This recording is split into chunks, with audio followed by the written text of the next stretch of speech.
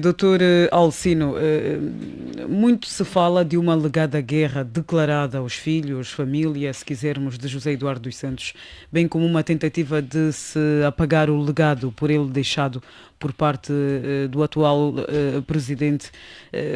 Concorda? Como é que olha para esta questão?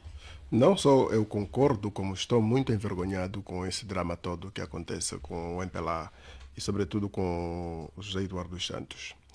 Veja que, e hoje a minha conclusão é que, afinal, justifica a atitude daqueles líderes africanos que, quando estão no poder, quer se agarrar nele para nunca mais sair ou sair até a morte, porque teme que o day after, depois do poder, vai ser achincalhado, vai ser perseguido, vai viver uma vida ostracizada. Então, tudo isso não contribui para a nossa estabilidade política e democrática. O que está a se passar com o antigo presidente do MPLA é naturalmente uma chocota à sua imagem. O MPLA pensa sobreviver assim, passando por cima dos seus feitos, com todos os erros, com todos os méritos que José Eduardo dos Santos teve. O MPLA deve assumir o seu passivo, porque na tomada de decisões estavam lá João Lourenço, estavam lá Bonito de Souza, estavam lá do Nandô, estavam lá todos os dirigentes do MPLA. Então, os erros de palmatória de governação que o presidente José Eduardo dos Santos cometeu, o MPLA deve assumir como seu passivo. E ponto. Agora, reerguer o país para uma nova intenção, uma nova cultura de governação, uma nova cultura política, inclusive de militância, uma nova cultura da administração, para permitir que haja continuidade dos processos, haja continuidade da história. O MPLA, ao buscar prejudicar a imagem do José Eduardo dos Santos, está ao mesmo tempo beliscar-se a si próprio, porque durante os 39 anos, a imagem do MPLA ficou colada à imagem do presidente José Eduardo dos Santos.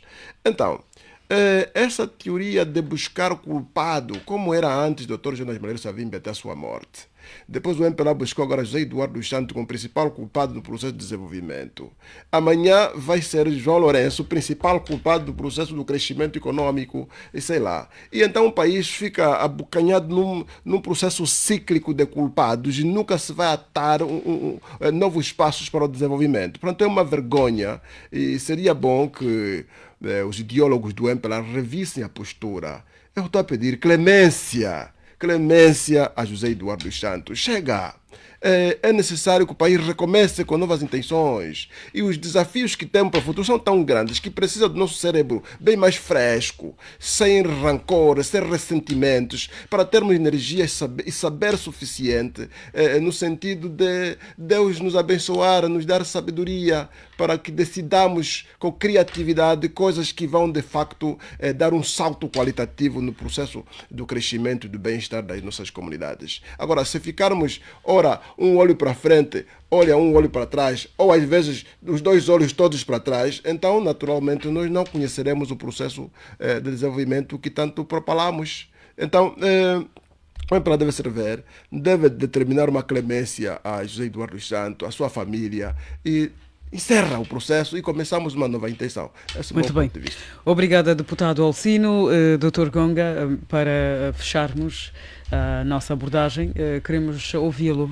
Há muito mistério à volta da morte de José Eduardo dos Santos. A sua filha, por exemplo, Tizé dos Santos, falava na altura em uma tentativa de homicídio, por isso mesmo apresentou uma queixa à polícia de Barcelona para que se abrisse um inquérito à morte de José Eduardo dos Santos. Até que ponto esta situação e o facto de, por exemplo, não se dar a devida homenagem ou de não se fazer a devida homenagem a José Eduardo dos Santos, até que ponto essas duas situações mancham a postura enquanto líder do MPLA de João Lourenço e desequilibra também o partido?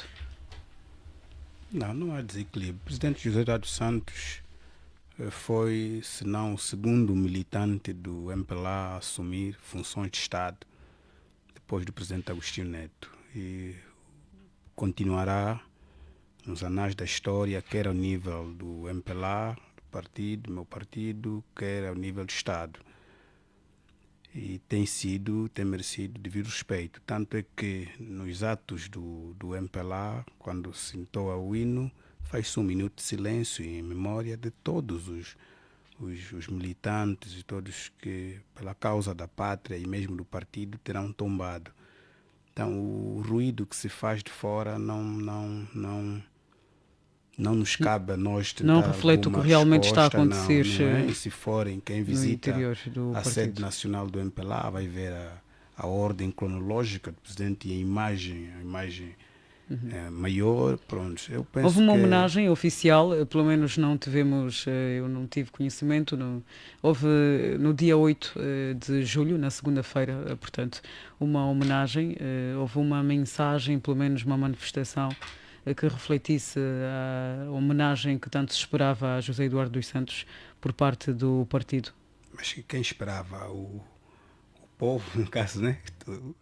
Assim, a jornalista esperava homenagem ou quem Bem, esperava? eu Porque, felizmente estou na condição pronto, de fazer as porque perguntas. acho que Agora espero de si uma resposta. quem está a alimentar este ruído é que deve justificar-se, né? Porque nós não cabe a isto, porque estamos bem e tem merecido o devido respeito, mas África, todas as mortes em África geram sempre uma polêmica, mesmo a nível das famílias. Então, um presidente naquela dimensão também naturalmente podia se gerar uma outra abordagem. Mas nós não estamos a ver problema para tanto ruído, não estamos pelo menos eu enquanto militante eu não vejo. O presidente José Eduardo dos Santos continua a merecer o devido respeito e tem merecido até a presente data, não há problemas nenhum. Aliás, não se vai falar da história de Angola ou do partido MPLA sem que se mencione José Eduardo dos Santos.